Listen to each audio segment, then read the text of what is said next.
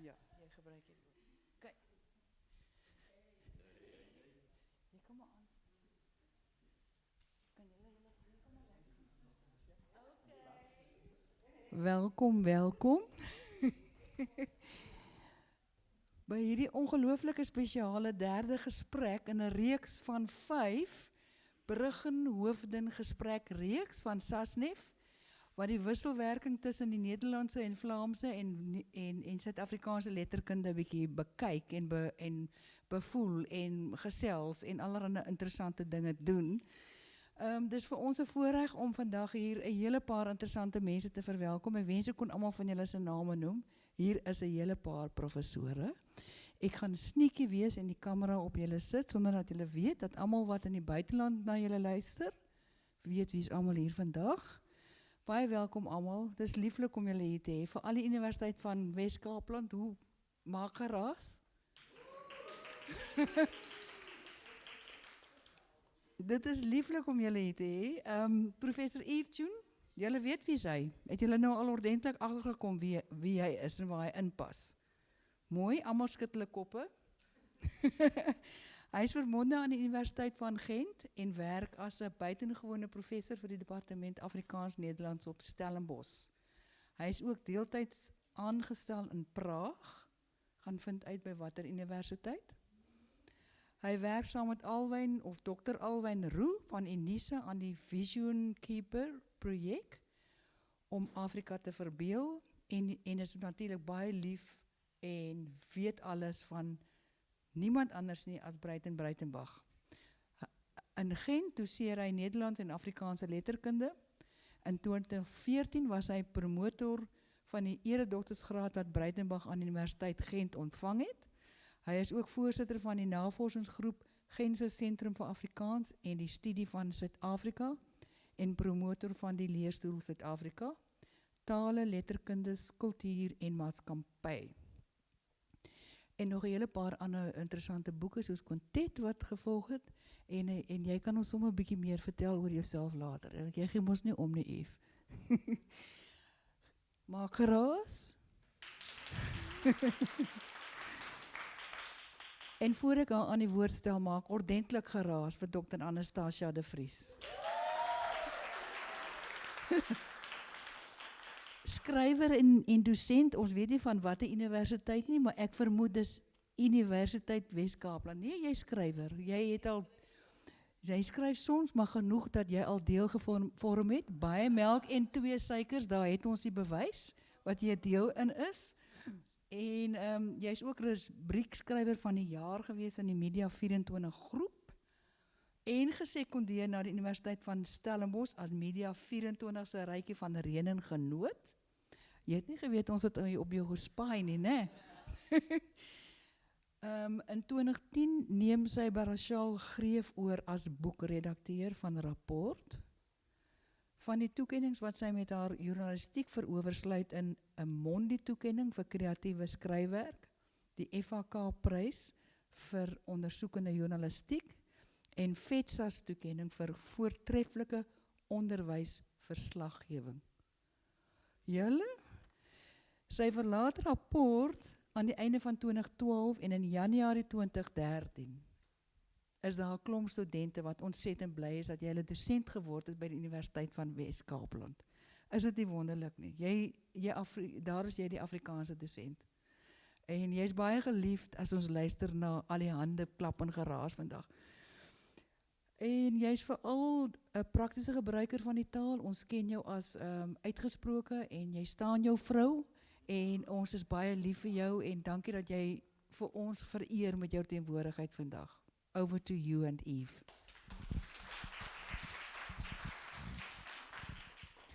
Baie dankie, Eureka, voor jouw vriendelijke woorden.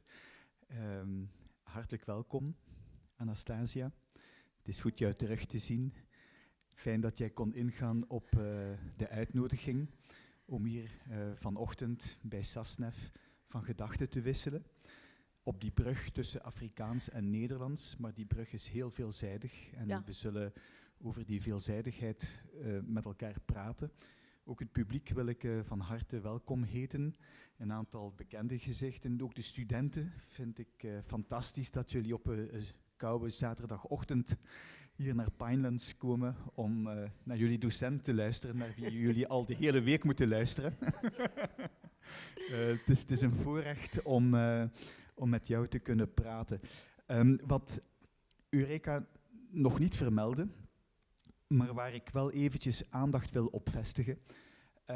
Wij hebben elkaar, denk ik, voor het eerst ontmoet in Gent. Jij was gastdocent, ergens eind jaren 90. Jij was uitgenodigd door mijn voormalig collega Dirk Cognot, die toen in de licenties, dus voor onze masterstudenten, een workshop, een seminarie Afrikaanse letterkunde toen heeft aangeboden. En jij bent ingegaan op die uitnodiging. En het was wonderlijk om jou toen voor de eerste keer te ontmoeten, jou te horen praten over die veelzijdige Afrikaanse letterkunde. Maar daarvoor had jij al aan de VU in Amsterdam een graad gehaald van Doctor of Letters op het gebied van de Nederlandse taal en letterkunde. En dit was jouw introductie, denk ik, in die Nederlandse letterkunde. Als wij heel ver teruggaan in de tijd, een kwart eeuw, terug naar Amsterdam en Gent, kan je daar nog iets over vertellen, hoe jouw ervaring was, wat jou bezighield, wat je interessant vond aan die Nederlandse letterkunde? Ik heb Nederlands als hoofdvak gedaan aan de Universiteit van West-Kaapland. Dat was de tijd toen Nederlands, onze afdeling Nederlands gehad het, apart van Afrikaans. En ik was een van 50 eerstejaarsstudenten waar het gedaan heeft. En tot in mijn derde jaar. So ik het, toen ik nou nagrads klaar had, toen denk ik, dit is een beetje voortvarend om zomaar net een PhD te gaan doen. En toen vraag ik wil Nederland toe gaan. Want het is ook duidelijk van, je is in je bekende ruimte en docenten beginnen je leren kennen. En je vaart goed, maar je toetst nooit jezelf. So ik het toen bij de Universiteit van, de Vrije Universiteit in Amsterdam. Maar die reden waarom ik dit wil doen was, ik is baie geïnteresseerd in de Afrikaanse taalgeschiedenis. En die opvattings daarover. En dat was zeker goed het mij ongemakkelijk gemaakt het. En wat ik bevraagteken het. So ik het eindelijk Nederlands gaan studeren om die Afrikaanse taalgeschiedenis beter te verstaan. So ik het bij Arjan van Leuvenstein het ik bijvoorbeeld meestal Nederlandse letterkunde gedaan. En hulle het 'n voorwaarde gestel dat ik in alles doen wat ik wou doen, maar ik mag niet in Engels schrijven. Maar dat was helemaal goed voor mij, want ik moest een examen afleggen. Als een keeringsexamen bij Nuffic moest ik gaan afleggen, zodat hulle kan bepalen op wat er vlak is ik. Ten opzichte van Nederlands. En ik heb het examen geslaagd. En ik was die enigste zwart mens in de hele klas. Maar het was voor mij, dit was nogal voor mij ervaring. Het was lekker geweest om het te kunnen doen en om andere stemmen te horen goed. Maar wat mij baie opgevallen was, ik was de enigste student bij Olf Pramstra, wat koloniale letterkunde gedaan het, postkoloniale letterkunde en Indische letterkunde gedaan het. En ik heb in zijn kantoor klas gekregen. En ik heb mijn dochtertje samen met mij gehad en dan lees je daar zo. En op die vloer bij hem en dan deed ik in een klas. En ik denk dat dit mijn belangstelling in die Nederlandstalige letterkunde baie meer verbreed. En ook hierdie hele besef van, ons sit hier so met ons eie pyn van die verlede, maar in die rest van die wereld zijn mensen wat soos ons lyk. En hulle het ook diezelfde pyn. Het is eners, maar het is ook anders. En dit was voor mij nogal een leerschool. Ja, en toen jij studeerde aan de VU. En je moest dan jouw papers in Nederlands schrijven. Of kon dit in Afrikaans, niet in Engels? In Afrikaans. In Afrikaans. Ja, in Afrikaans. Maar ik kan niet meer zijn naam onthouden nie. Ik heb onthouden, ik met die woordenboek gezet. Want hij heeft voor mij gezegd, verstaan die Afrikaans nie. So ik moest in Nederlands schrijven. Wat baie moeilijk is. Het is baie moeilijker om Nederlands te schrijven als om het te praten. Dus dat was nogal voor mij ervaring dat ik dit moest doen. En welke schrijvers of welke teksten heb je toen in Amsterdam ontdekt? Teksten die je vandaag nog herinnert, die voor jou specifiek van belang waren toen? Voor mij was het Tip my rug gedaan en ons het Boelie van Leeuwen gedaan. En om een of andere rede het ons alles net mans gedaan. So ek het Helle Haase bietjie gedaan en dan ook Astrid Romer bietjie gedaan. Maar meestal manskryvers. Wat vir my, en ek probeer dit met my studente doen, dat iemand soos Cola de Brot, daai boek het my bygebly, nee, my suster. Ja. En dat ek vandag byvoorbeeld vir studente kan sê, wat is die waarde van daai boek wat in die 1930s geskryf is, maar het leer hulle ook van empatie, want hy's 'n wit man en hy daar groot geword. En net soos wat ons vandag vra wie is ons en waar behoort ons eintlik, vra hy dieselfde vraag. En ek vertel altyd vir my studente wat vir my opvallend is dat as jy Cola de Brot lees en jy kyk na die struktuur, jy kyk na die vertelperspektief en jy kom agter, maar dit wat Welda Jansen byvoorbeeld in haar boek doen met die tweede persoon vertelling, het hy al in die 1930s gedoen. En dit was 'n manier om afstand te neem van die pyn. Want sy doen presies dieselfde, waar sy die leser intrek, hy deel in hy pyn met 'n tweede persoons vertelling. So daai boek het vir my bygebly en ek doen dit met my studente. Juffrou Malala kan daarvan getuig. Sy sit daar so. En maar ek het ook later ander mense ontdek, want ek het bly lees, Nederlands lees. Want ek dink wat ons baie keer vergeet, is dat toe ek en professor doen het nog, byvoorbeeld professor Stewart van Wyk, vergelykende studies wat ons nou 'n nuwe naam gekry het, comparatisme.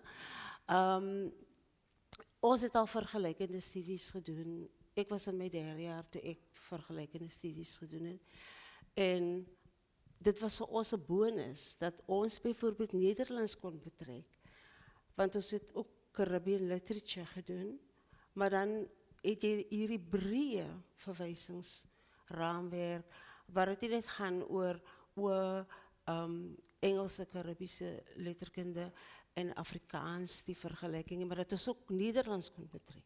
En dit was interessant, en ek probeer het doen met my studente, om vir hulle te wys hoe dit wat in die Nederlandse letterkunde is, sommige kere teruggespeel word in Afrikaans. Nie net om hulle bewus te maak van die verbintenisse nie, maar ook empatie te hê met iemand soos Cola de Brot byvoorbeeld, wat met dieselfde goed geworstel het, waarmee onze studenten vandaag worstelen. Je gebruikt literatuur die gaat over pijn, over trauma. Is het een manier om daar ook vandaag mee om te gaan? Zijn er bepaalde schrijvers, bijvoorbeeld uit de Surinaams-Nederlandse of Antilliaans-Nederlandse literatuur, die je vandaag voor jouw studenten aanbeveelt, die je in jouw klasse, want jij geeft klasse proza en Dr. Alfred Schaffer geeft poëzie bij UWK. Zijn er bepaalde schrijvers die je hebt ontdekt de afgelopen jaren? Jij verwijst nu naar Tip Marug en naar Cola de Brot en Anton de Kom, maar zijn er ook hedendaagse of recentere schrijvers die je heel sterk aanbeveelt voor jouw studenten? Ja, hulle doen nou die derdejaars. doen Astrid Roemer en dan doen hulle ook Marion Bloem. Geen gewoon Indisch meisje. En voor mij, want ik denk ik is meer een taalkundige als dat ik een letterkundige is. Ik kijk naar hoe mensen taal gebruiken. En een van die goed wat bijvoorbeeld voor mij opvalt aan Marion Bloem's schrijfwerk, is hoe zij een telegramstijl gebruikt. Zinnen zonder een onderwerp. Het dit gedaan, het dat gedaan. En het is zo herkenbaar voor mij, want dit is hoe mijn moslimfamilie praat. Telegramstijl. En hulle los die onderwerp uit en jy moet regtig wel goed luister om te kan hoor van wat praat hulle nou van hulself, van wie praat hulle en so. En dat is dus baie goed in bijvoorbeeld geen gewoon Indisch meisje, wat so herkenbaar is, cultureel vir ons. So is my belangrik dat ons studente dit moet daarvan moet weet en hulle doen daai boek. En dan ook Astrid Roemer, ons het 'n kort verhaal, nou kan ek hier die naam onthou nie, Juffrou Malala. Sy gaat die nou antwoord, en sy gaat agterna, gaat sy sê. Ze heeft net geen microfoon. Dat is net daarom.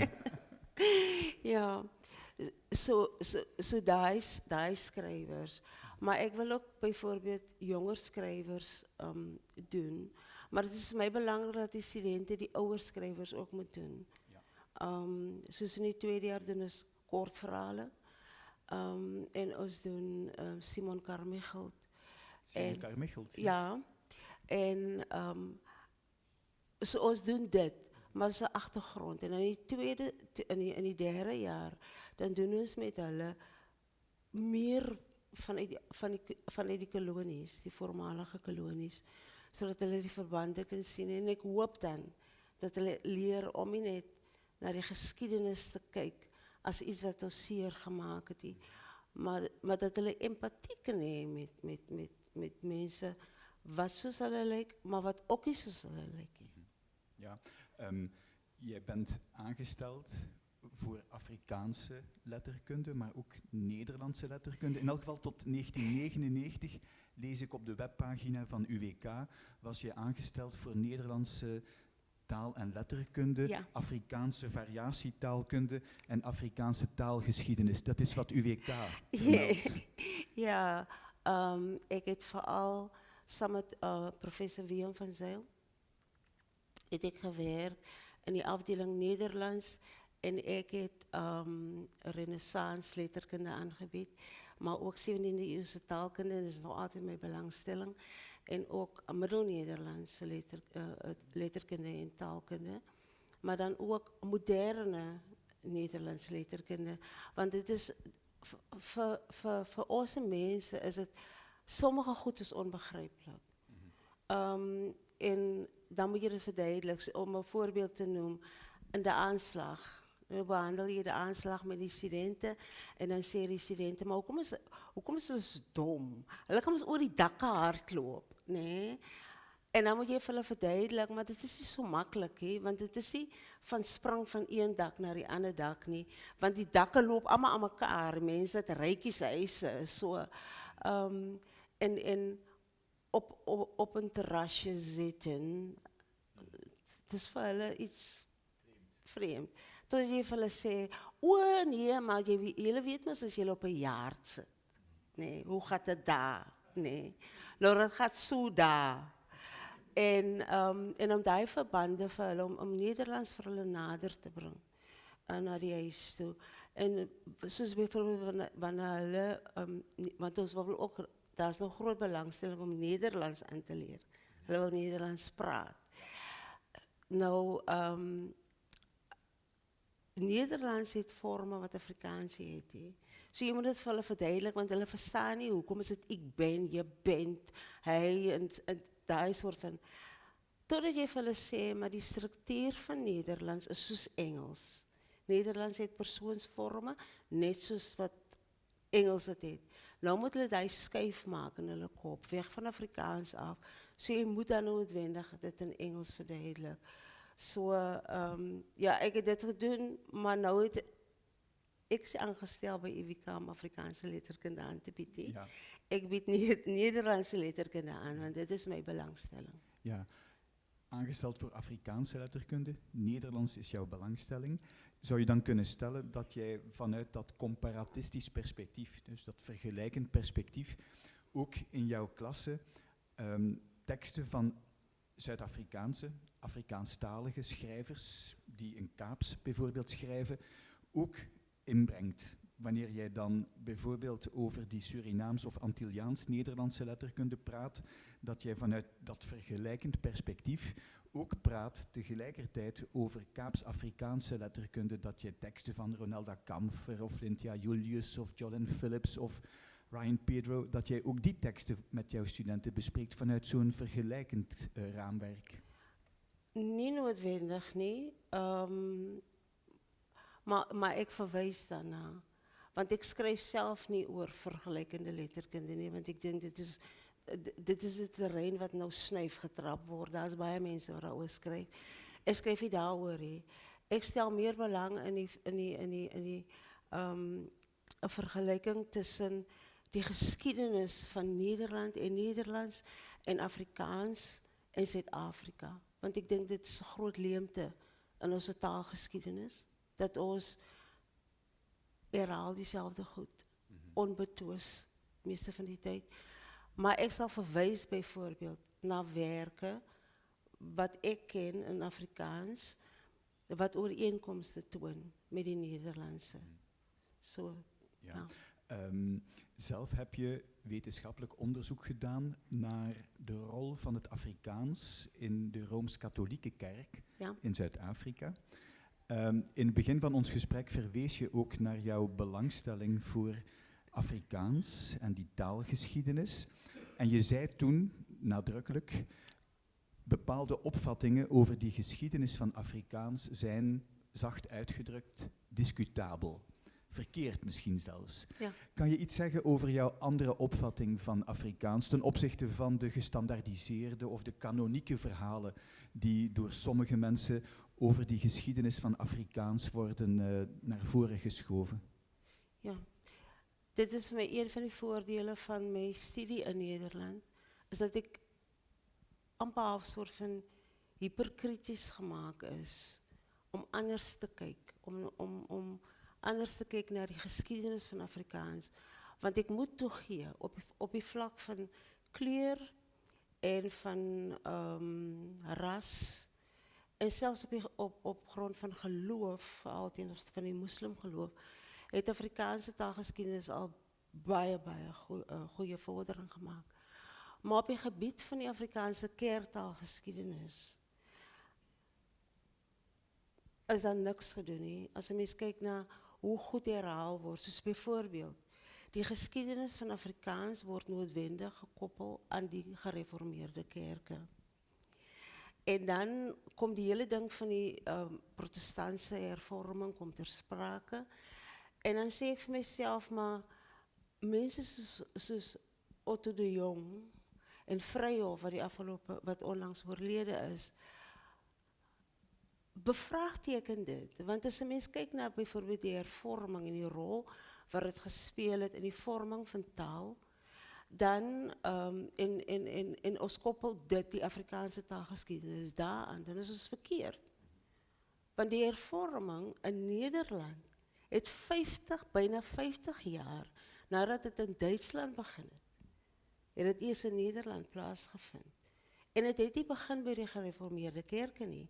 Dit het begin by die Baptistenkerk. En dan vraag je jezelf af, is dit nie ironisch? Dat die kerk wat eindelijk die hervorming in Nederland begin het, aan die Kaap in die 17e eeuw verbied is. So, ons is die hele tijd bezig om goed te verdoesel met die manier waarop ons kyk na die geschiedenis. En is het nie ironisch dat die Afrikaanse taalgeschiedenis bijvoorbeeld sê dat die geschiedenis van Afrikaans as kerktaal is 20ste eeuws. Dit is nie waar nie. As hulle dit bijvoorbeeld koppel aan die Rooms-Katholieke kerk, dan gaan die geschiedenis 2000 jaar terug. En ek kon het net achterkom deurdat ek nie net Nederlandse letterkunde gelees het nie, maar Nederlandse literatuur veral met die oog op die geskiedenis. En daar's 'n opvatting in Afrikaans dat alles wat Nederlands is Afrikaanse geskiedenis. Nou, dan my argument is, as dit so is, dan moet die geskiedenis van die kerstening van Nederland, wat in die 4de eeu, die Nederlande, dan praat ek nou van Nederland en België, wat in die 4de eeu plaasgevind het, dan moet hy geskiedenis daar begin. Het kan nie in die 20ste eeu begin nie. En is dit nie ironies dat die Afrikaans as kerktaal eers tussen 1914 en 1916 in die gereformeerde kerke aanvaar is as die kerkse taal, as die Bybeltaal en so meer. En dat dit dan gekoppel word aan die gereformeerde kerke en ons 20ste eeuws. Maar wat het gebeur in die spreektaal? Die Anglikane het byvoorbeeld al in 1850 Afrikaans as kerktaal gebruik. Rooms-Katholieke het in 1824 in die Oos-Kaap Afrikaans as kerktaal gebruik, toe dit nog gestigmatiseerd was, toe dit nog nie gekultiveerd was nie. So, alles wat buite die skryftaalgeskiedenis van Afrikaans lê, bestaan nie, want is nie opgeskryf nie. Maar daar bestaan wel studies wat het bewys. Ja, en jij onderzoekt dit. Ja. Hè, dat is het onderwerp van jouw onderzoek. Ik merk in de titels van jouw wetenschappelijke publicaties dat daarin vooral gecorrigeerd wordt. Hè. Je hebt het over herverbeelding. Bijvoorbeeld, je hebt in 2020 nog een artikel gepubliceerd in Tijdschrift voor Geesteswetenschappen, waarin je het hebt over de herverbeelding van N.P. van Wijk-Lauw in katholiek verband. Je wil eigenlijk die geschiedenis recht doen, door niet alleen te herverbeelden, maar op grond van bronnenonderzoek ook een ander narratief te ontwikkelen. Het is heel belangrijk dat er een correctie wordt aangebracht op de bestaande story van Afrikaans. Ja. En daar heb je belangrijk onderzoek gedaan. Wanneer je dan vooral die katholieke kerk onderzoekt en het Afrikaans binnen die katholieke kerk, dat biedt jou een toegangsweg om dat correctieve, dat andere verhaal te vertellen over Afrikaans. Ja, maar ook ten opzichte van die geschiedenis van mijn eigen kerk. Nee, want in mijn kerkse geschiedenis begint die geschiedenis in die 19e eeuw bij 1820. Voor mij is het groot ironie dat die geschiedenis van mijn kerk wordt gekoppeld aan die bisschoppen. Die komst of die aankondiging van bisschoppen. Maar tot en met 1838 was hier nie 'n enkele biskop in die land nie. So ek bevraagteken dit. Ek sê nee, maar dit kan nie wees nie. En waar kom al hierdie katholieke nou skielik vandaan? As ons sê daar was nie katholieke nie. Daar was net gereformeerdes. Dan waar kom al die katholieke dan nou vandaan wat in 1838 'n biskop kon gekry het?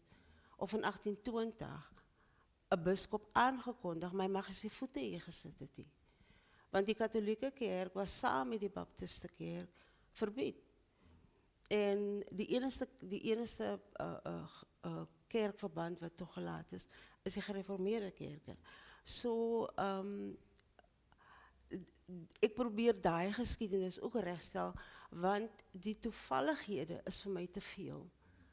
In die Afrikaanse taalgeskiedenis is die Afrikaans as kerktaal, is dit 'n 20ste eeuse verskynsel. In my kerkse geskiedenis is dit 'n 20ste eeuse verskynsel en ek sê nee, kan nie wees nie, want as hier katholieke was in die 17de eeu, dan het hulle deel gehad aan die vorming van Afrikaans.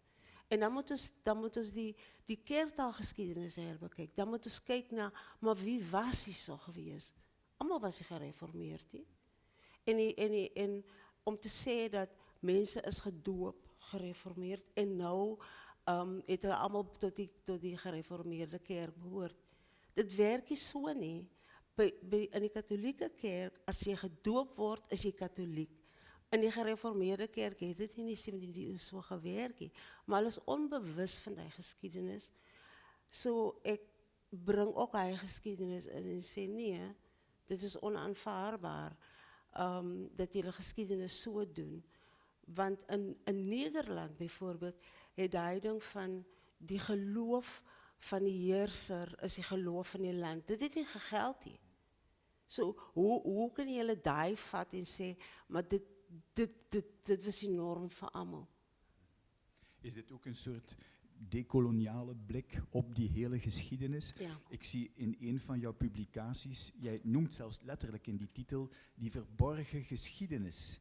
Hè, die verborgen geschiedenis van die katholieke wortels in die Noordkaap. Ja. Dit heeft voor mij daarmee te doen gehad dat in die geschiedenis, vooral van mijn kerk, wordt Nederlands en Afrikaans sommer net gekoppeld. En omdat daar nie Nederlandse priesters was, nou was daar ook die Afrikaans. Maar die geschiedenis van Afrikaans in die katholieke kerk lê nie by Nederlands. Dit lê juist by Engels en dit lê by Frans. In die Noordkaap byvoorbeeld, het die eerste biskop, biskop Simon, hy was 'n Fransman.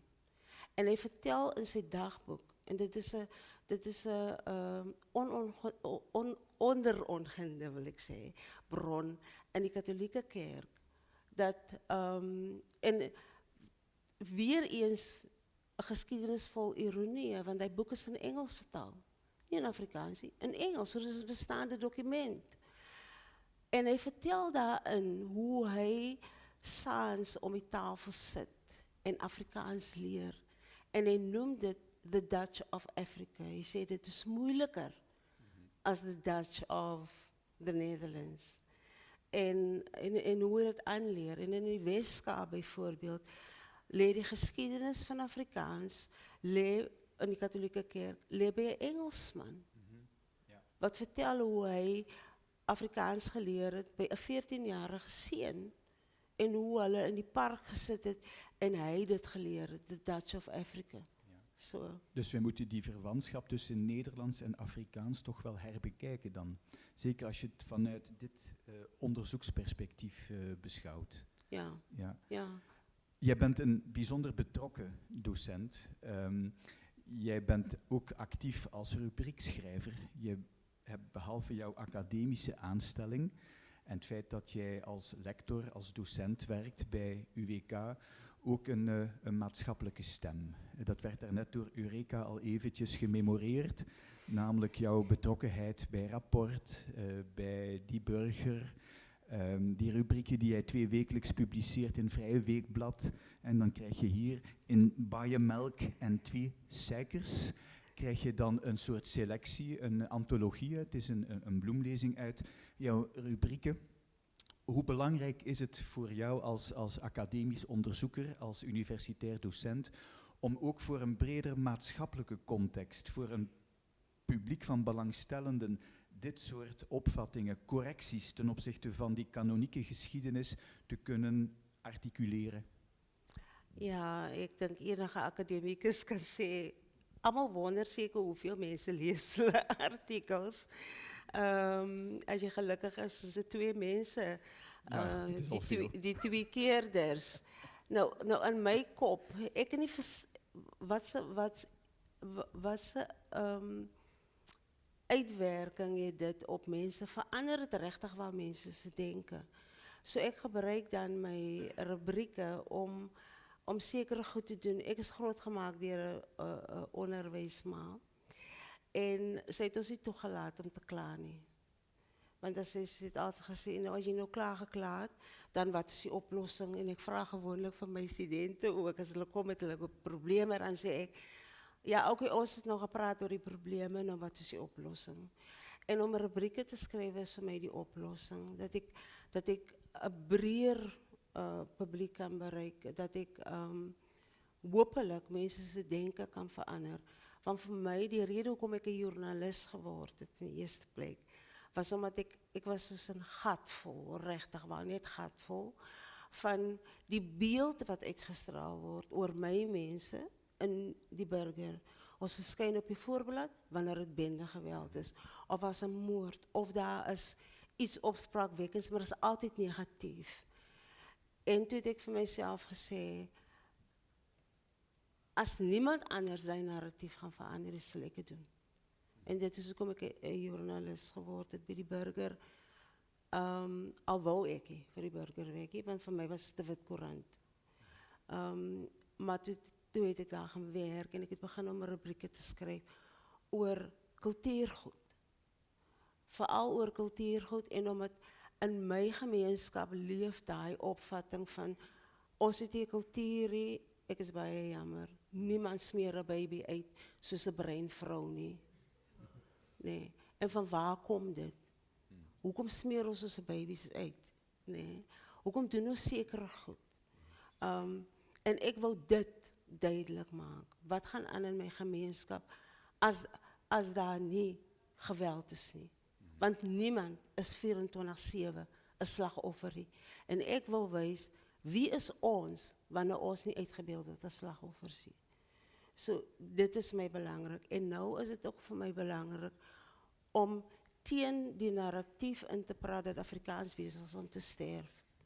Ek kan nie deelneem aan so 'n gesprek nie, want ek staan voor 'n klas met soveel studente en hulle het dieselfde drome as ek. Ek kan nie 'n boodskap verkondig dat Afrikaans besig is om te sterf nie, want as dit 130 eerstejaars voor my wat die toekoms van Afrikaans is. Absoluut. Ja. So, nou skryf ek daaroor, nee. En ek sê vir die groot mense, julle moet oppas wat julle sê. My ouma het altyd gesê, jy moet vir jou count. Julle moet vir julle count, want die kinders luister na julle. Die kinders hoor, en hulle weet julle maak hulle onsigbaar. Ja. Maar ek sal dit nie duld nie, dit is hoekom ek het skryf. Ja. Jij wil een stem vertolken, stem van die gemeenschap. Je ziet het ook in de letterkunde, al maar meer worden in variëteiten van Afrikaans teksten gepubliceerd. Hè. Lange tijd was die norm standaard Afrikaans. Hè. Je moest jou conformeren aan een witte taal. Nu zijn die talen van die gemeenschappen zich aan het ontwikkelen verder als een literair idiolect, als een literaire schrijftaal. Ook dit is belangrijk. Ja. Jouw stem in die courant, maar ook die stemmen die we horen in die Afrikaanse letterkunde, die lange tijd onder de radar is gebleven, die lange tijd onzichtbaar is gemaakt. En nu zie je een aantal bijzonder interessante stemmen, literaire stemmen naar voren treden. En dit is belangrijk. Kan je iets zeggen over die bundel die je hebt gepubliceerd? Dit was in 2010, dat is intussen al geruime tijd geleden, waarin ik ook lees dat jij die stem van die gemeenschap wil laten klinken. Ik lees in de achterbladtekst onder andere dat het gaat over de mensen van jouw plek, hun cultuur en hun verhoudingen en dat jij vooral die mensen een stem wil geven.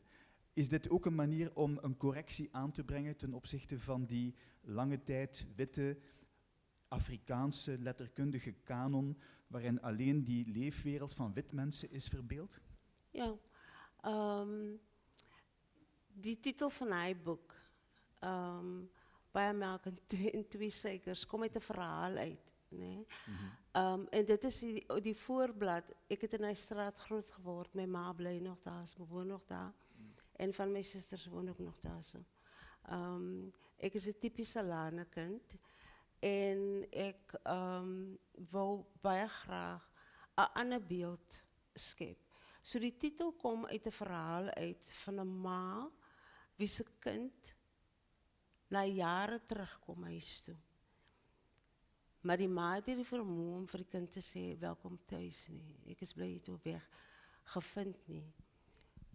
En in die verhaal gaan dan nou oor dat wanneer sy die kind sien wat sy jare gelede gesien het met die kindjie aan die hand, dan draai sy na die kas toe en sy haal 'n koppie uit en sy skink vir haar tee en sy vra nog steeds baie melk en 2 suikers. So dit is hy verwelkoming, want jy kan sê ek is lief vir jou en ek is bly. So ek wil daai soort van goed vertel en ook vir my want dit begin met Ravensmead is 'n tweegesig plek, nee. Ek kom uit 'n gemeenskap uit waar die middelklas en die werkersklas woon langs mekaar, soos is bure. So jy weet wie kry swaar. En ek wil daai verhale, daai interafhanklikheid wat in my gemeenskap tussen mense is. Mense lees nie noodwendig die Bybel of mense haal nie gewoonlik uit die Bybel uit aan nie, maar hulle leef dit. Daai ding van ek moet sorg vir mense. As iemand ek iewers noem ek ons is baie melk en 2 suikers of koppie suiker mense, want jy weet by wie jy kan gaan vra. So ek wil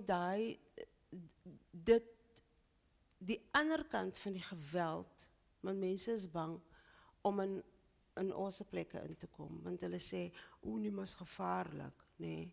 Of wit mense vertel vir jou, nee, my kinders het swart maatjies en die swart maatjie het oorgeslaap, so ons is bevry. Dan sê ek, nee, jy is nie bevry nie. Jy sal bevry wees die dag wanneer jou kind aan Khayelitsha gaan slaap. Want daai kind het ook mos 'n ma. En as daai ma kan sorg dat haar kind in Khayelitsha niks oorkom, jy gaan sommer sorg dat jou kind ook mos niks oorkom nie. So die dag wanneer jy vir my sê, my kind het vir die naweek Khayelitsha toe gegaan, of Ravensmead, waar ek vandaan is, kykie, dan is jy liberated. Maar tot dan, So ek wil daai soort van stories ook vertellen. Ja, je wilt die verhalen vertellen, je wilt die stem vertolken. En je doet het niet alleen als docent, ten opzichte van jouw studenten, in het gesprek met jouw studenten. Je doet het niet alleen als rubriekschrijver, maar je was ook onder andere betrokken bij de samenstelling van een belangrijke antologie, die niet meer wordt uitgegeven, denk ik, Nieuwe Stemmen. Je hebt toen het allereerste nummer van Nieuwe Stemmen samengesteld met George Weideman, ja. Die bekende dichter en dramaschrijver en romancier. Kan je daar iets over zeggen? Jij stond eigenlijk ook aan de wieg, aan die doopvont, om een kerkelijke metafoor te gebruiken, van die nieuwe stemmen. En die titel Nieuwe Stemmen zegt ook al veel over die nieuwe verhalen en ook die andere verhalen die jij wil vertellen. Kan je iets zeggen over dat allereerste nummer dat je toen met George hebt samengesteld? Ja, dat was baie inskrywings en omdat mense geweet het, ek lyk mos nou so hulle. So hulle het hulle goed ingestuur en so aan, en ek kan onthou twee breinskrywers het my in 'n taxi gesê, ons gedink nou, omdat jy daar is, sal ons werk gepubliseer word. Toe sê ek, nie so maklik is dit nie. Want ons gee nie net enige ding uit nie. Ons het regtig gesit en gekyk na die beste. Want ons het geweet dat gaan na dit nog meer kom. So ek en George het gereeld met mekaar vergader en gepraat oor. En dan sê George, ag, moet ons nie vir die ene kans gee. Sê ek, nee, dis die digkuns wat hy hier pleeg, dis rympies. Ons kan nie die goed nie, want dit moet mos 'n produk wees wat iets sê. En ek dink ek is die mees politiek onkorrekste mens op hierdie hele aarde. Ek glo nie aan daai ding van nou moet ons moet nou breinmense uitgee nie. Nee, ons moet die beste uitgee. Ek gee nie om wat 'n kleur jy is nie. En iemand het agterna vir my gesê, hoekom is daar dan so baie wit mense se gedigte gepubliseer? En ek het gesê, dit is die beste gewees. Want die een ding wat ek dink ons mense nie doen nie is, of traag is om te doen, is om te vra vir hulp. As ek iets skryf, dan lees ek dit vir my studente, dan sê ek, sê bietjie vir my, maak dit sin, verstaan jy wat ek probeer skryf? Want ons nervies is dun, ons hou nie van kritiek nie. As iemand vir my sê, nee, Here Anastasia, dit is nou sommer nou net nonsens wat jy geskryf het, dan gaan dink ek daaroor. Dan skryf ek dit oor en ek skryf oor en oor en oor. Totdat dit vir my 'n ding persklaar is. Maar jy kan nie rowwe goed instuur en dan verwag, ek moet dit vir jou regmaak. Ek gaan dit nie doen nie. Maar mooi dat jij dus als peers jouw studenten vraagt. Dat jouw studenten jouw klankbord zijn. Dat zij worden uitgenodigd om te reageren en dat jij ook belang stelt in Ja. wat zij zeggen over wat jij schrijft en waarover Ja. jij onzeker bent. Ja nee, ek het nie ego nie. Ek sê vir hulle, ek het nie ego nie. Ek dink my IQ is hoër as my ego. As my ego. So sê vir my as dit nonsens is. Emerentia moet gereeld my klankbord wees en meneer Burger. En hulle moet vir my sê as dit nonsens is. En dan ek hou hulle dop. Nee, sommige kere vra ek iemand anders om te lees en dan hou ek hulle dop. Want hulle mense ook kan nie lieg nie. Ja. So. En zij zeggen het ook. Zij zijn heel erg open en direct in de manier waarop zij dan vervolgens feedback geven op jouw, Ja. op jouw Ja. schrijfwerk. Ja, en ek kyk ook na hulle reaksie. As Emerentia sluk en sy kan nie vir my 'n antwoord gee nie, dan weet ek sy is nie onaangeraak nie. Nee. Dan weet ek nie dit is reg, want ek dink 'n mens skryf omdat jy mense wil raak. En as iemand jou goed lees en sê ag, dit laat my koud, dan waarvoor skryf jy? Ja, ja, precies. Je wilt mensen aanraken Ja. met wat je schrijft. En Of hulle denken verander, of mensen laat nadenken, of wat ook al. Iemand het eendag vir my 'n Vrye Weekblad geskrywe, na my e-posadres toe. Hoe gaan jy nou die hele tyd net oor kleerlinge skrywe? En toe sê ek, in eerste plek, jy verwys nie na my as 'n kleerling nie. Ek is nie 'n kleerling nie. In die tweede plek, jy moet my ophou lees. Moenie soek vir my werk nie, want ek gaan altyd skryf oor die mense wie se stemme tot nou toe onderdruk is. Ek sal daaroor skrywe, want ek sê altyd vir my studente, Adichie het gepraat van the danger of the single narrative. Ek het sê ek vir my studente, as daar klomp stemme is oor dieselfde onderwerp, luister na almal. So dit gaan baie keer baie roesbolling in my klasse en dit gaan baie keer verskriklik te mekaar in my kantoor, maar dit is waar ons met mekaar praat. ja, maar men noemt dit ook dynamiek, hè? Ja. Je kan dit ook positief zien en Yes. constructief. Dat een open gesprek plaatsvindt, Ja. vind ik zo fantastisch. Hè? Ik denk dat wij in academia ook moeten afstappen van die monologen, waarbij een docent een klas inkomt en dan een verhaal vertelt en die studenten moeten dit maar accepteren. Dit is dan het heilige Ja. evangelie, om weer een katholieke metafoor te gebruiken. Nee, het gaat over samenspraak, het Ja. gaat over tegenspraak, het gaat vooral over verschillende stemmen die in een klasverband aan bod moeten Ja. komen. En jij stimuleert het heel nadrukkelijk. Ja, nee, Emma is my, wat is noem teaching assistant. Wat noem jullie nou? 'n GLA. Dat beteken dat hulle word amper half van gementor. So sê my sommige kere klas gee. Maar dan ook, vir my, ek sê vir die studente, vir hulle wat saam met my werk, die center of power lê nie meer by die dosent nie. Want ek kom uit die journalistiek uit en ek sien waar ek gehelp het met die opleiding van jonger journaliste. Hulle is te bang om te verskil van jou. Hulle is te bang om jou uit te daag. Ek hou van 'n studente my uitdaag, want dan moet ek dink oor goed, nee. En die hele ding van if you can't speak truth to power hierso, dan gaan jy dit nooit doen nie. Dan gaan die narratiewe altyd dieselfde bly. Dan gaan mense nooit, ek hou van robuuste debatvoering in 'n klas. As studente hulle hand opsteek en sê, Dit is mijn mening. Ik heb verleden jaar, in die eerste jaar, heb ik voor de student die volgende gezegd. Ze heeft iets helemaal anders gezegd, wat ik tot de bijpunt gezegd heb over Chase boek.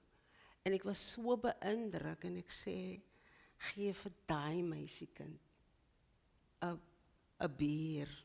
Nee, zei ik, 'n kusbier. Ik moest hy kusbier campus toe bring, meneer Burger.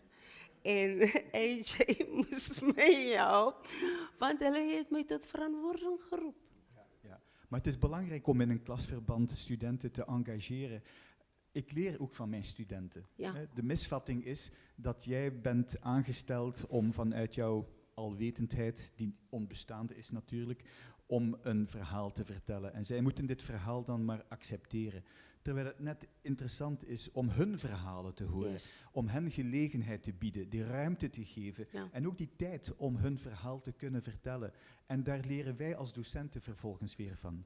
Het is nogal belangrijk. Dat is, ja. En vooral mensen wat, ik heb gezegd, ik denk dat ze erger doet als deaf by PowerPoint niet. Dan is die PowerPoint daar, dan staan die docent en lees die PowerPoint. Nee. En dan is het zoals een, maar dat is geen wisselwerking. Nie. Mhm. So, ik hou van om Nederlandse letterkunde aan te bieden. Omdat het iets vreemd is voor de studenten. En dan moet wisselwerking wees. Hulle moet vir my kan vra, hulle moet kan sê, maar ek verstaan dit nie so nie. In my klas byvoorbeeld het 'n baie senior tutor eendag vir my gesê, ja, maar ek het in die skedule geskrywe, hulle gaan nou dit doen en ek wyk nou af. Toe sê ek nee, jy moet leer om die gehoor te lees. Jy kan maar sien wanneer jy studente verloor het. Dan hulle met sulke dooie vis oor na jou staar. En dan vra ek, ook so wat verstaan julle nie? Ek onderbreek dit. Ek werk nie volgens 'n skedule nie. Die skedule is net 'n riglyn. So wat verstaan julle nie? En toe het een van die tutors vir my eendag gesê, studente verstaan nie wanneer daar gepraat word oor konteks nie. So wat bedoel ons wanneer ons sê konteks? En ek het 'n hele lesing uitgewerk oor konteks en dit was nie in my skedule nie. En sy was verontwaardig en toe sê ek vir haar, jy's te jonk om nou al so rigied te wees, goedjies moet net so wees. Nee. So, ons het ook 'n mentorrol. Want hulle sit daar so en hulle kyk vir ons en hulle sien wat ons doen en hulle leer by ons. Kinders luister mos nie na wat jy sê nie, maar hulle doen presies wat jy doen. Ja. So, Ja, ja. een soort voorbeeldfunctie. Mm. Ja. We hebben het al gehad, Anastasia, over jouw academisch, jouw wetenschappelijk werk. We hebben gepraat over jouw journalistieke werk, ook literair, rubrieken die jij schrijft, hoe jij de stem van een gemeenschap wil vertolken en niet alleen verhalen wil brengen die negatief zijn of defensief, maar ook positieve verhalen, heel open verhalen. Ik wil het graag als laatste punt van ons gesprek, want die tijd gaat nogal vinnig, zie ik.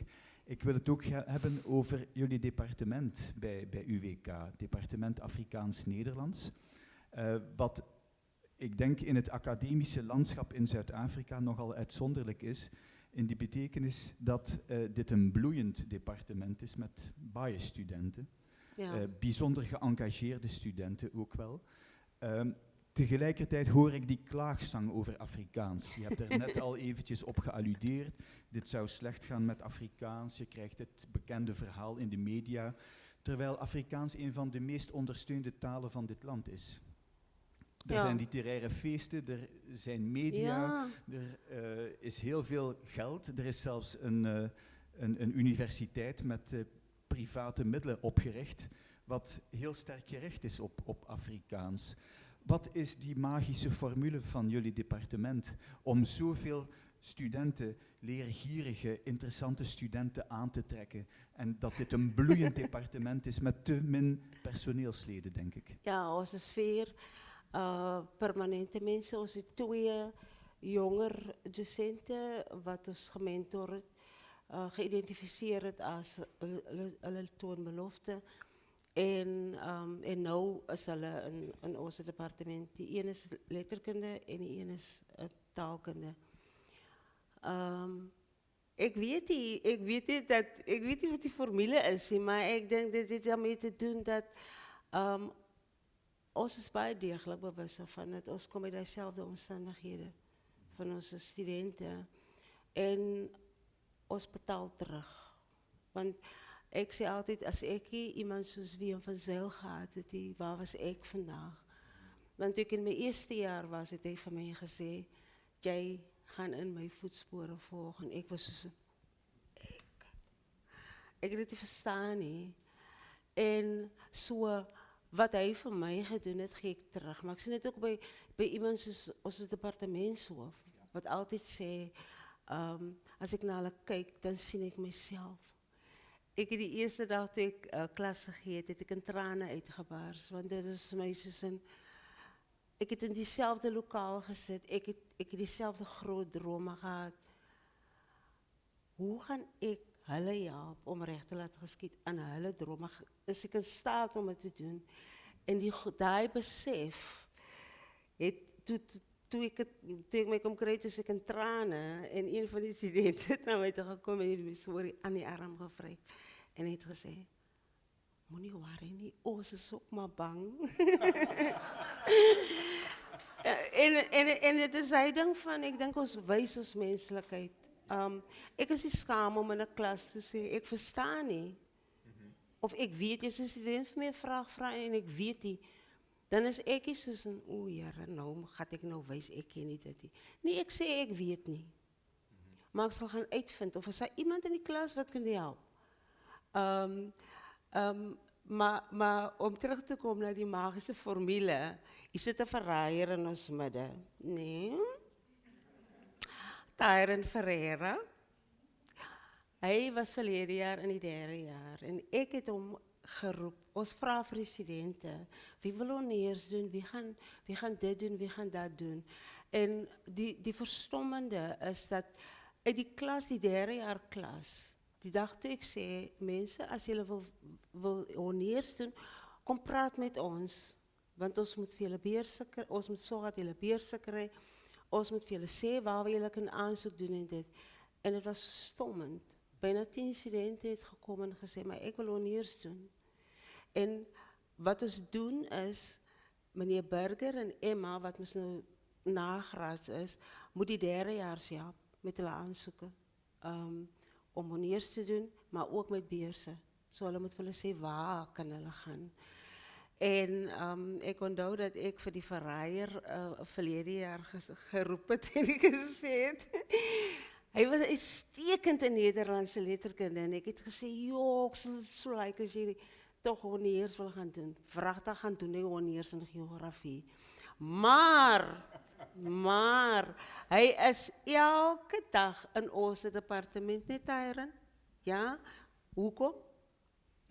Hij houdt van jullie.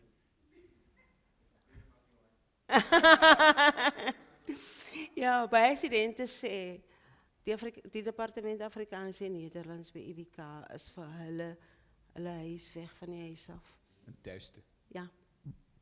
Dus ik denk dit is het. En ons raas en ons gangen, ons lach en ons gesels. Als ik hier daar zit, dan lach en gesels hulle nie. Dan vraag ik me, hoekom is jullie zo stil? Nee, ons mag geen raas hê. Ek is jammer. As jy stilte soek, gaan werk by jou huis. Die is jou huis. Ons deel hierdie ruimte met onze studenten. En als ze het thuis voelen, dan zullen ze altijd wel terugkomen. Ja, ja. Kan je ook iets zeggen over de rol van Stuart van Wijk? Stuart zal nu aftreden. Ja. Hij zal een grote leemte achterlaten, denk ik, in jullie departement. Ja. Hij is een belangrijke verbindende figuur. Ja. Kan je iets zeggen over jouw band met Stuart van Wijk, zijn betekenis?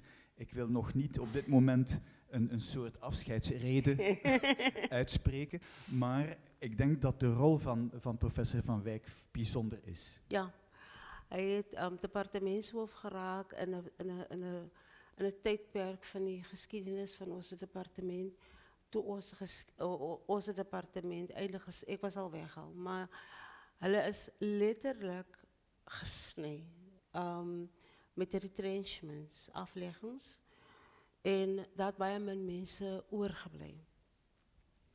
En omdat die nuus so negatief was, het al hoe minder ouers hulle kinders na UWK toe gestuur om Afrikaans en Nederlands te studeren.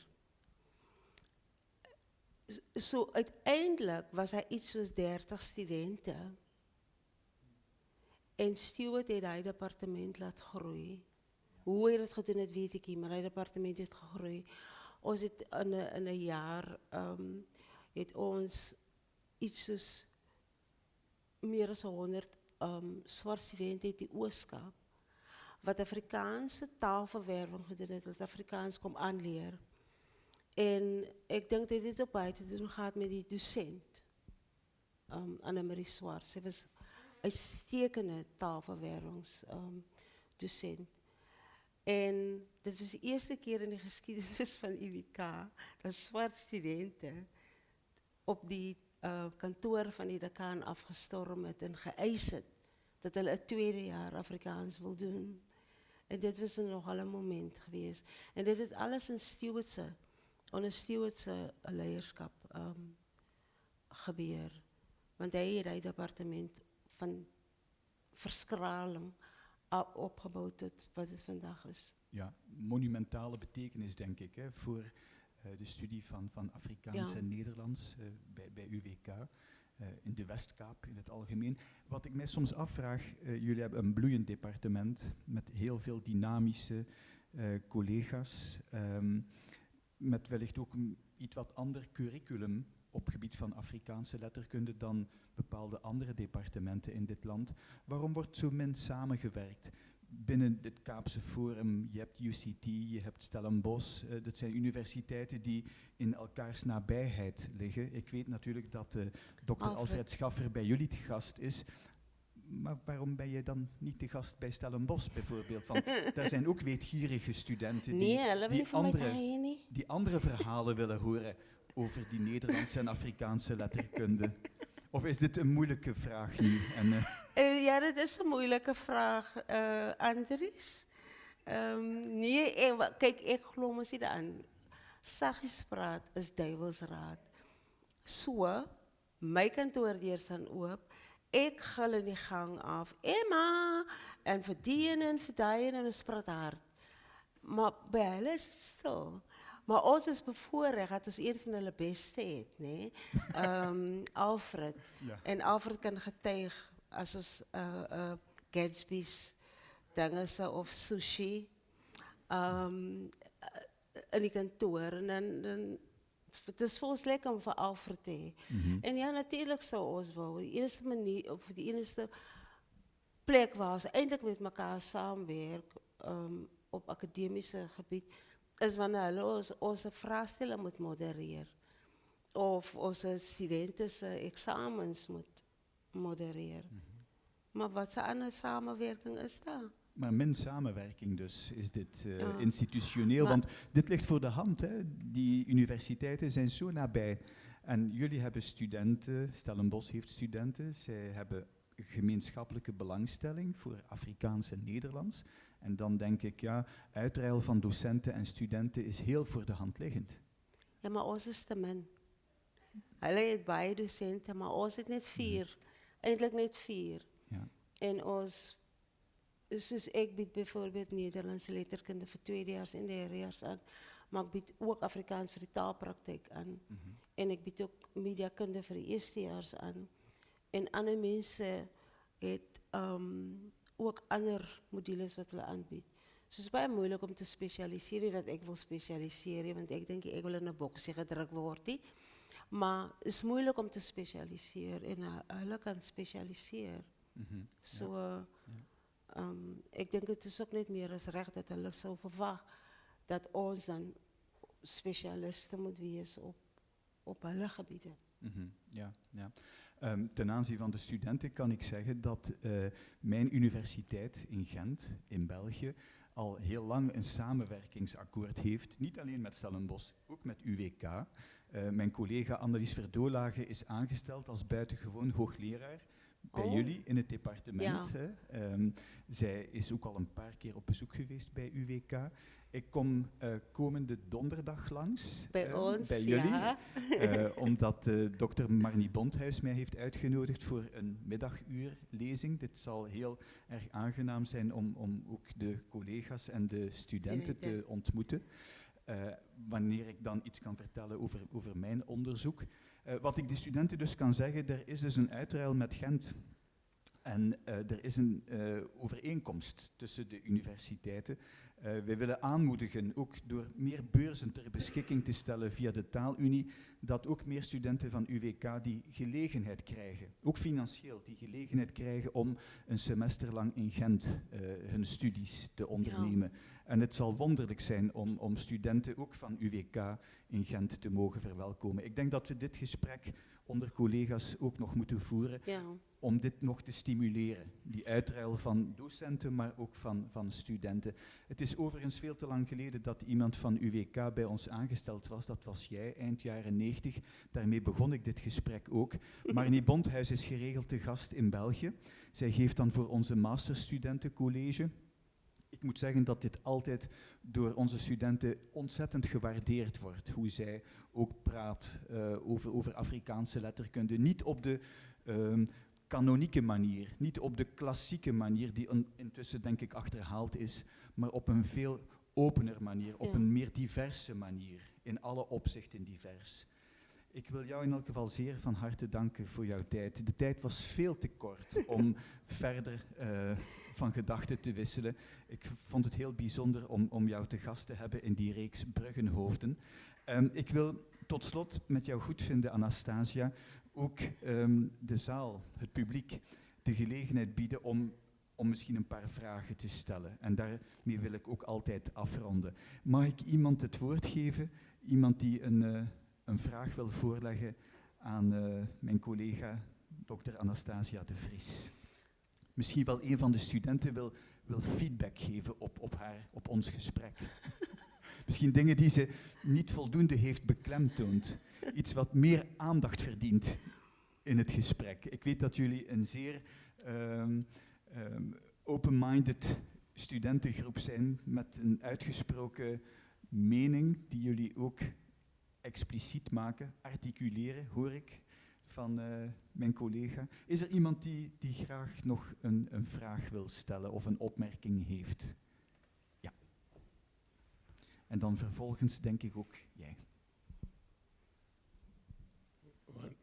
Wat eigenlijk mijn vraag is, u noemt MP van Wijklauw in de katholieke geloof. Kan u misschien een beetje daarover uitbreiden? Oké.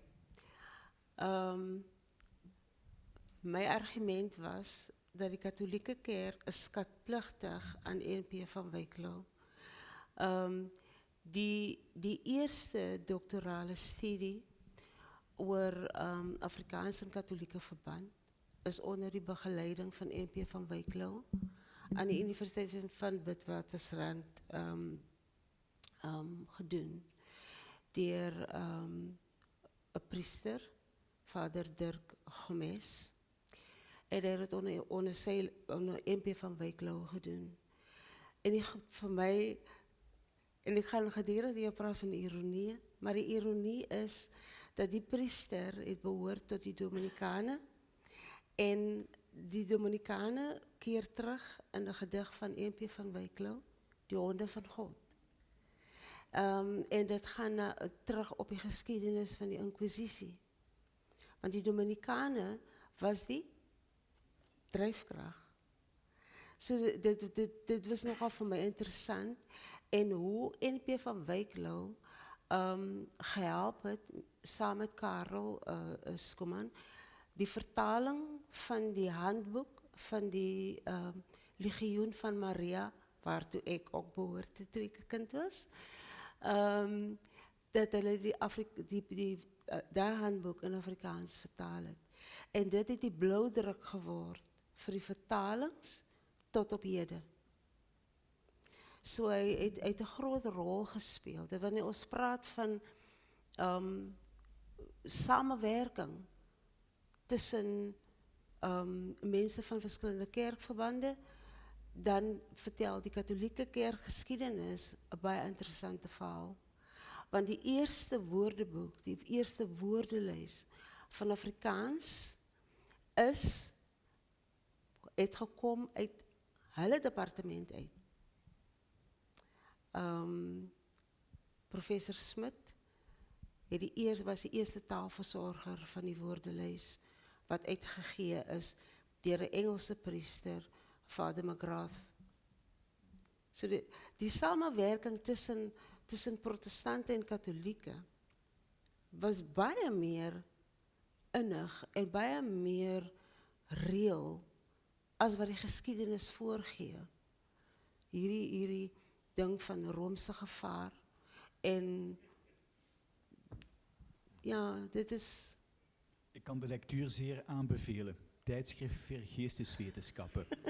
2020, een paar jaar geleden. Ja. Die titel is Die pluimzaad waai verder om Van Wijklauw in katholieke verband te herverbeelden. Dit is de titel van jouw artikel. Ja. Kan je terugvinden, die referentie, op de webpagina van UWK. Als je naar het departement Afrikaans-Nederlands gaat, kan je, als je de naam van de docent aanklikt, kan je die gegevens terugvinden. Karen, je hebt ook nog een vraag. Eigenlijk vooral een opmerking dat ik het heel inspirerend en verfrissend vind om te horen hoe jij lesgeeft. Dat moet wel heel erg leuk zijn voor studenten en ik wil toch eigenlijk ook nog van jullie horen. Ja. Maar ook ben ik benieuwd naar wat de studenten vinden van het Nederlandse literatuur. Dus feedback van de studenten als dat mag. Ja. Zijn er studenten die het woord willen en iets willen zeggen over hoe jullie die Nederlandse letterkunde ervaren? De docenten zijn natuurlijk aanwezig in de zaal, dus ik kan mij voorstellen dat het niet zo makkelijk is.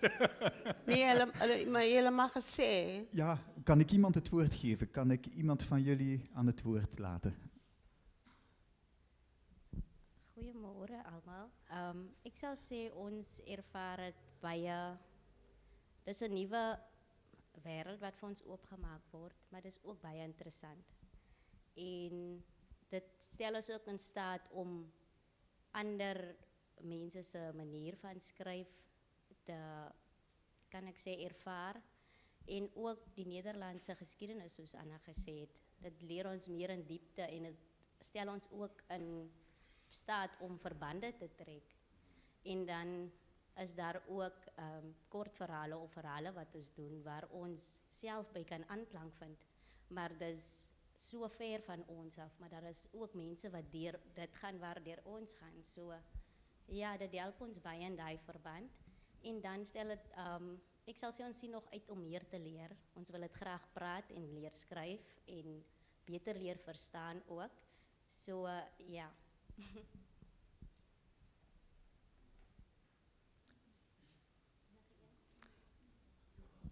Nee, voorlopig niemand? Ja. Ik heb hun geleerd om hun mond open te doen, dus waarom zwijgen jullie nu? Dit zijn de omstandigheden. En het is ochtend, Maar zaterdagochtend. is het tweedejaars. Is het ook tweedejaars en hulle krijgen die volgende semester eerst Nederlands. Ja, hier zijn tweede, derdejaars en honeurstudenten, had ik begrepen. En Emma is meestersgraad. Ja, is meestersgraad. Ja. Ja. Nee, fantastisch om jullie hier te hebben. Mevrouw, u had ook nog een vraag. Ik wil me ook graag tot die studenten wenden. Bij die vorige bijeenkomst, soortgelijke bijeenkomst, was dit voor mij baie bijzonder voorrecht om met 3 studenten te gesels. Dit was Emma, wat bezig is met haar M, Johan en AJ, wat bezig is met de honneurs. En hulle het vir my, ek het gevra, wat is die onderwerpe van julle verhandelingen, of wat jy het ook wil noem. Sal net interessant wees vir die gehoor, miskien as van die nagraadse studenten, die onderwerpe van hulle speciale verhandelingen met ons deel. Ja, maar so Ik doe die bijnaamgeving en soos bijnamen in die mondelinge omgeving van die mensen. Ik moet nog aansoek doen dat mijn titel moet geregistreerd worden. So ik beoog om te kijken hoe die drukmedia rassen uitbeeld, verschillende rassen. Die afdelings waarin ik wil focussen is moord, misdaad en dan ook in die politiek, hoe hulle verschillende leiers weerspeel. En dan wil ik ook kijken naar sportprente, hoe hulle daar ook verschillende rassen uitbeeld. En AJ,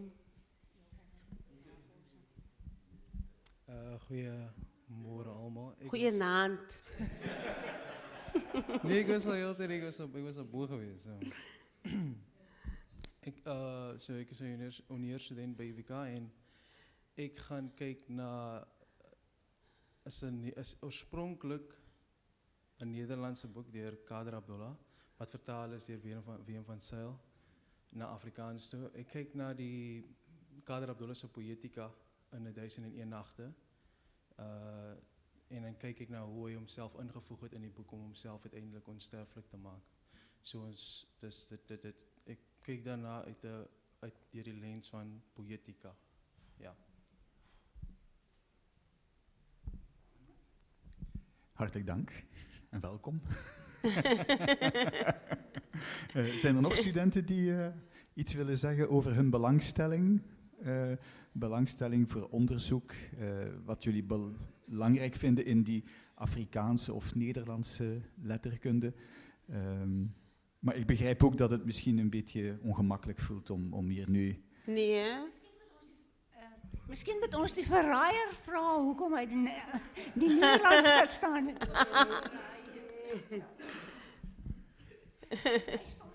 Ja. Oké, in elk geval van harte dank, Anastasia, voor jouw zeer openhartige, uitgesproken meningen. Het verhaal dat je hebt verteld, heel bijzonder. Ik denk dat we meer die verhalen moeten horen, zoals jij die al jarenlang naar voren brengt op het publieke forum, in die klassen samen met studenten.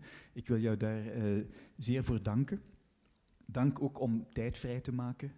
Ik zal jou graag een van die recente boeken overhandigen, die je misschien interessant zal vinden, want ik verwijs naar een van jouw rubrieken, ooit in Vrije Weekblad gepubliceerd, naar aanleiding van een nogal ophefmakende zaak over taboewoorden in Afrikaans. Maar ik zal daar nu niet over uitweiden. Nee, ons gaan niet. Nee, we gaan het niet over taboewoorden hebben. Ik geef nog even het woord aan dokter Schaffer.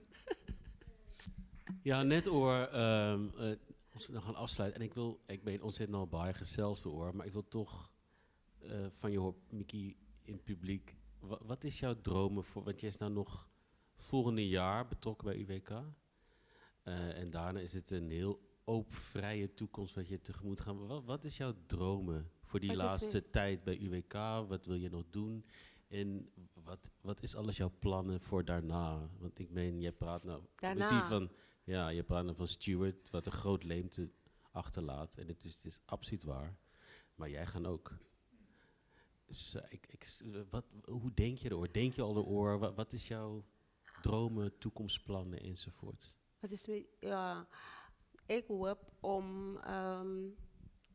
want ik voel het is mijn taak, wat ik moet volbrengen om een jonger geslag gereed te maken, om een plek te kunnen innemen. En ik is nou bezig om die jong docent in taalkunde, om haar te bietjie sterker te maken ten opzichte van Afrikaans vir die taalpraktyke. Maar wat van Nederlands gaan worden, die weet ik niet. Ik is bij jammer, maar Nederlands bij aan die UWK is zwart. En dit is toch voor studenten iets, wanneer iemand zoals Alfred voor die klas staan. En die eerste ding wat hulle vir my kom sê is, hij lijkt sos. Nee? So dit is belangrijk, dat hulle ook 'n ander narratief sien ten opsigte van Nederlands. Want Nederlands is vir hulle wit. En ik denk in hulle koppe, kinders denk, dit is die domein van wit mense en ons probeer om die narratief te verander. En Alfred help my baie mooi daarmee. En wat my toekomsplanne aanbetref, ek wou altyd 'n ontwerper gewees het. En maar ek moes dus nou goedkoop studeer. So ek het verlede jaar al vir my kursus betaal, wat ek so gauw moontlik wil volg. Maar ek wil nie klere maak vir vrouens wat lyk soos ek nie. Ek wil klere maak vir vrouens wat groot is, wat groot gebou is. Want ek dink dit is nogal afgeskeep. My vriende is allemaal groter gebou as ek. En ek glo nie dat 'n mens moet naijver soort van stimuleer nie. So ek wil ook dit verander om vir vroue wat groot gebou is te wees. Maar jy kan ook knap rokkie dra. Jy moet dit nog net reg dra. So dit is wat ek wil doen en dan wil ek nog meer skryf. En ek dink ek wil ook navorsing doen oor 'n sosiologische beskrywing van Afrikaans in die katholieke kerk. Want die letterkunde is eintlik die taalkunde baie ver vooruit. In die sin van, ons kry Sheila Cousins se werk en ons kry ander katholieke skrywers se werk. So dit word al gebruik. Maar dit is nog nergens beskryf nie. En ook die Afrikaanse taalgeskiedenis ten opsigte van die beskrywing van die verskillende taalvorme. Dit is nie gedoen nie. Dit is nie meer vir my net goed genoeg om te sê, daar is variasie nie. Maar niemand het dit nog beskryf nie. So, ek wil dit doen. Dus er is nog heel veel te doen. Yes. Er is een leven na ja. die academische bedrijvigheden. En ik hoor ook een uitnodiging ten aanzien van collega Schaffer. Maar daar gaan we het nu niet over hebben. In elk geval, van harte dank Anastasia. Het was heerlijk om jou hier te gast te hebben. Ja, en dank u wel. Dank je.